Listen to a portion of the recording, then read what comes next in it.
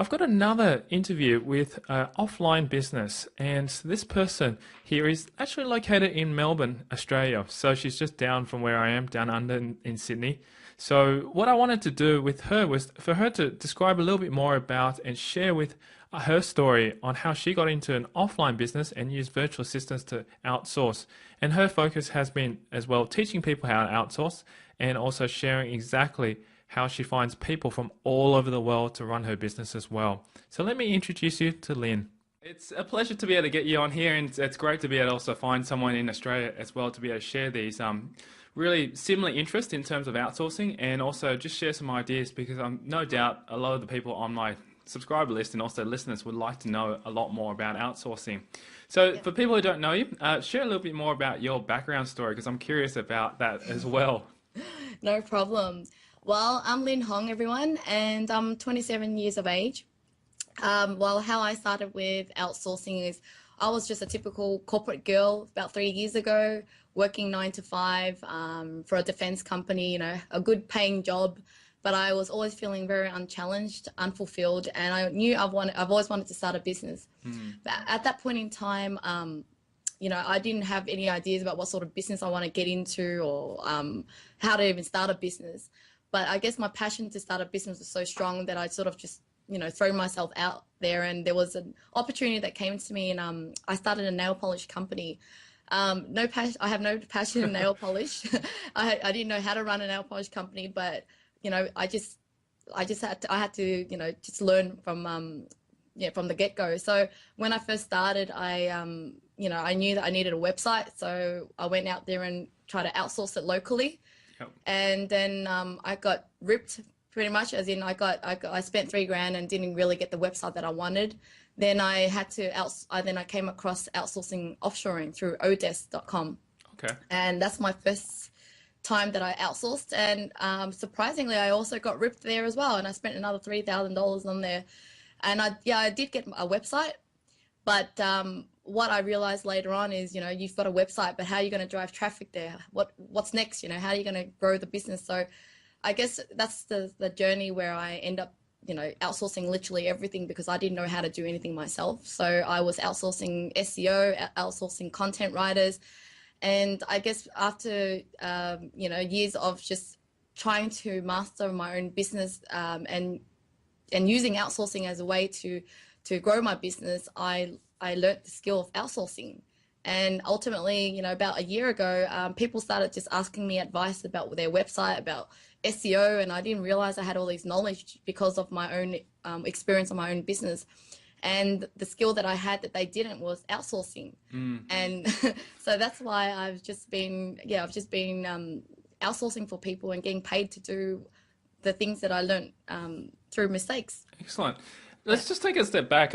You mentioned that when you was working in a corporate job, then you took on a nail polishing business. Yep. What exactly is that? Maybe just describe a little bit more. Was it a physical store? Was it a website where we were selling nail polish? What was this? Okay. So I think most people, when they want to start a business, they think about starting a business like starting a store, starting a retail. But usually people with limited money like myself, I thought, well, I can't open a store. I can't open a salon. I have to I'll open an e-commerce store. So I created a brand of nail polish. I stocked, I bought bottles, I bought brushes. I did everything there by sounds of it. I turned my second room in my apartment into a storeroom, and I convinced myself that, don't worry, I'm going to be the next Body Shop. I'm going to get rich. I'm following the steps of these cosmetic companies. Yeah. And so I pretty much created the product and then uploaded onto an e-commerce site and try to sell the brand. And I really thought I was going to be successful because I thought everyone wears nail polish, like I think I can sell it. Oh, except for guys, it's mostly women, right? Exactly. Even then, it's really hard to sell to people because even though it's a product you think everyone will use, business isn't as easy as that. Yeah, definitely. And so why didn't you start your first journey? Because nail polish is a product that you can actually sell, say, like, for example, on eBay. Why didn't you go down that path? I guess with eBay, I have like over 130 colors that I had to sell. Wow. And I guess I wanted to build a brand Yeah. as well. So I with eBay, people buy what they already know. I mean, if I had a established brand, I'm trying to sell a product on eBay, people are already looking for these products and I can sell it easily. But the brand is brand new to people. People Yeah. don't know what it is. So yeah, and I wanted to establish a premium Australian brand. Yeah. It was really good quality as well. So yeah, ultimately it did get to a stage where I had overseas interest. Yeah. However, I didn't do my research and realize and came a difficulty of postage, freight. It's a dangerous good product. I couldn't Yes. send, I literally couldn't send anywhere. Yeah, even sending locally Australia, it was sort of, I did it a little bit illegally. Oh, okay. I didn't know that about Yeah. nail polish. I didn't know. Oh, that's right. There is probably that. Yeah, now I think about it, I've seen some warning labels on it saying that you're not allowed to send liquids through the post. I Yes. think the only things that you're allowed to send through the post is alcohol, which is the wines and stuff. But even then, you need to have a license to do that properly. Yeah, yeah. So Yeah. exactly, I didn't do my research, had no idea what I was getting myself into, and came across all these things that I could have avoided. If, yeah, Hey, but that's a great story there because people can learn from you, and that's why it's great for you to share because I'm learning as well too, and I love yes, to share these things as well. So after you set up your e-commerce site and you start your nail polishing company, from there onwards, you mentioned that you went on to Odist, and unfortunately, twice around you weren't successful in finding good people, staff. yep. But what encouraged you to keep moving on? Like, did you continue on with your nail polish business, or Yeah, exactly. I mean, I don't believe in giving up, and I guess my desire to not go back to where I was so strong that I just had no choice. I keep on waking up every day and going, what's next? How can I get through this? And I even though I didn't make much money in the first year or so, I actually didn't make anything at all, but it was just everything around me was making it workable so that I could actually stay as an entrepreneur in terms of your personal circumstance. Everything sort of just work itself out so that I could still persist in being an entrepreneur. yeah? Yeah, yeah. So and then yeah, ultimately, like about a year ago was when I started making money because people wanted to pay for something that I was naturally good at. Good on Yeah. you. I mean, that's really good. In that first year, though, as you mentioned, being an entrepreneur, trying to survive, trying to make money, and trying to really get the site out there. How Yeah. did you survive, though? Because you mentioned that you also quit your job from the defense.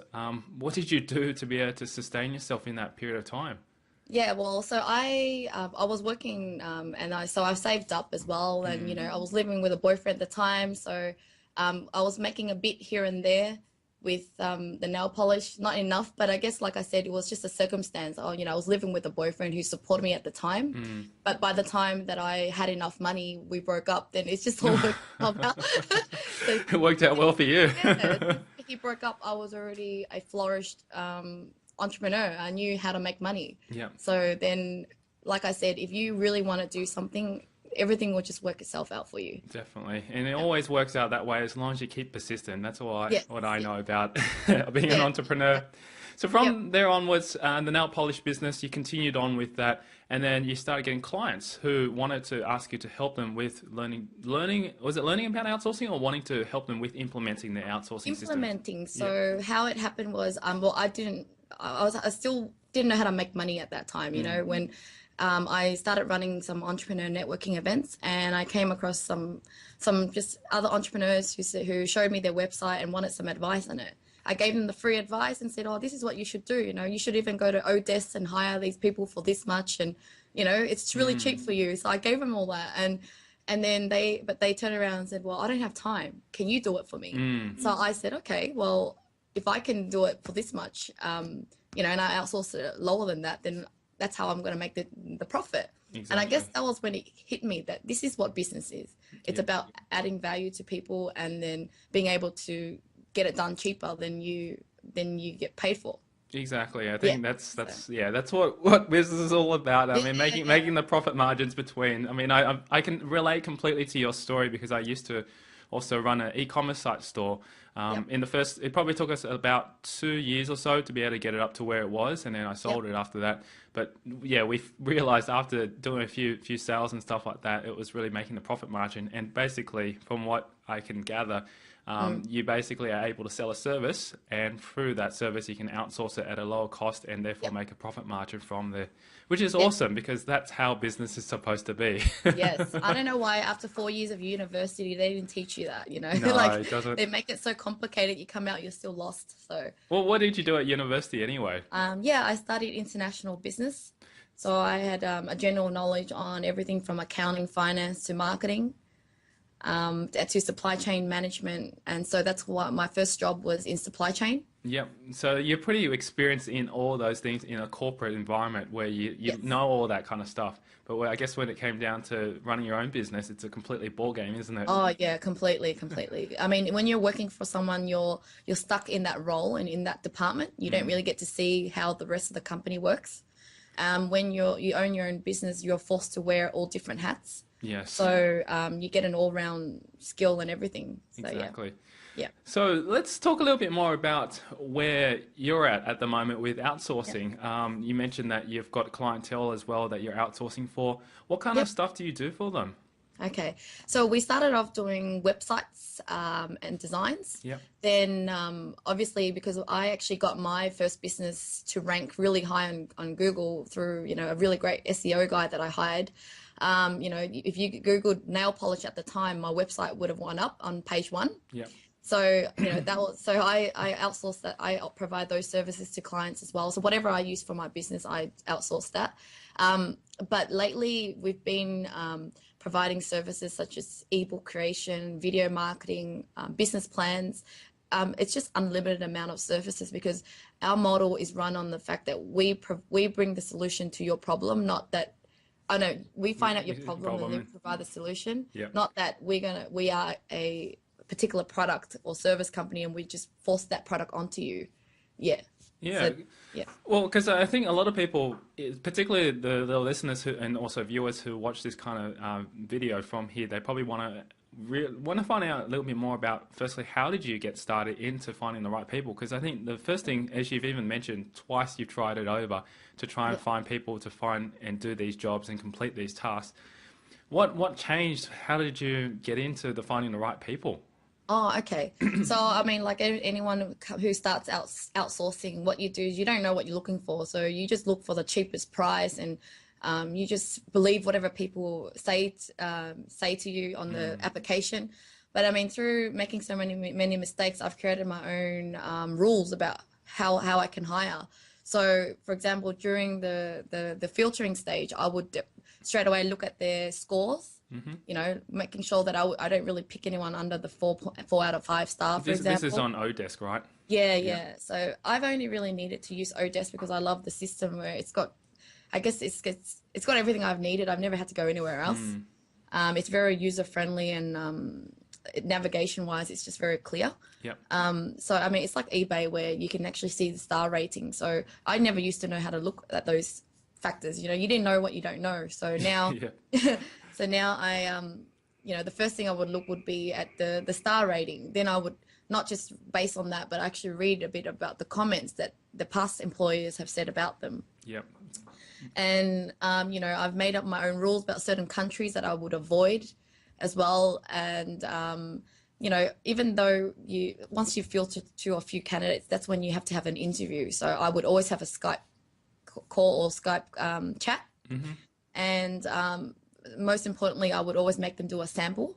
Yep. So I don't always believe what they've given me, and I go, okay, well, when can you just do this little sample for me? And if the people that aren't willing to do, then I think that they're not eager to get the job anyway.